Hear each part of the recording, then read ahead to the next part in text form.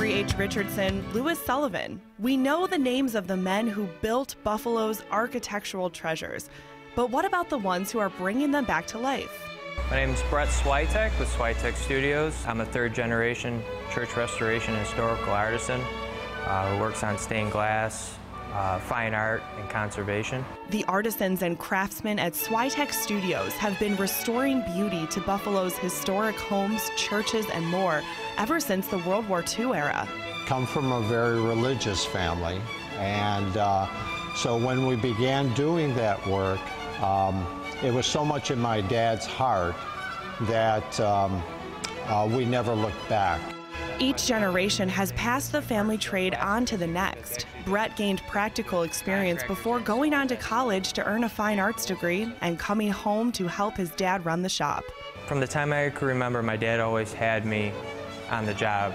Either it was babysitting purposes, mom was busy, but I was always interested in being where my dad was and seeing what my grandfather was doing. The grand churches of Western New York have provided plenty of work for the Swiatek family over the years, but things have really been picking up lately. They've played a major role in recent restoration projects at Shea's Performing Arts Center and here at the North Park Theater on Hurdle Avenue. We conserved 5 paintings done by Raphael Beck, the Pan American Exposition artist, where we exposed through overpaint, varnish, and we really revealed the true color and identity of those murals in addition to the gilding and the decorative painting in the dome. Henry says this is the busiest period in his company's history, with more local demand than ever. There's a whole new energy in Buffalo that is tangible. You can actually feel it, and I'm calling it the Buffalo Renaissance. I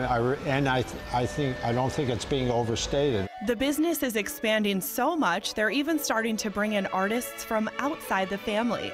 Michael Mamana is one of the non-Swiateks on board. He's checked a few things off his bucket list since joining the team, like getting to work on the restoration of the Hotel Lafayette. In the main hallway at the Lafayette, they removed probably 10 layers of paint to discover this scagliola that was there, that was in various states of disrepair. We were brought in to do painted applications to kind of bring it all together. So we worked in the Grand Hall in the Lafayette, and then we also did some stencil and design work in Mike A's, one of the restaurants in there as well too. It's an exciting time with the restoration projects that are out there and some of the ones that are slated in the future. For 30-year-old Brett, the projects have given him a special appreciation for his hometown's history and his family's role in preserving it.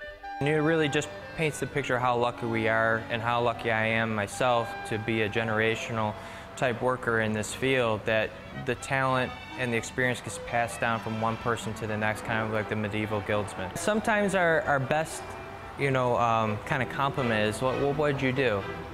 And it's kind of hiding our hand. That's the gift. That's the trade of restoration, is kind of hiding your hand, hiding your influence, and that sometimes is the greatest compliment.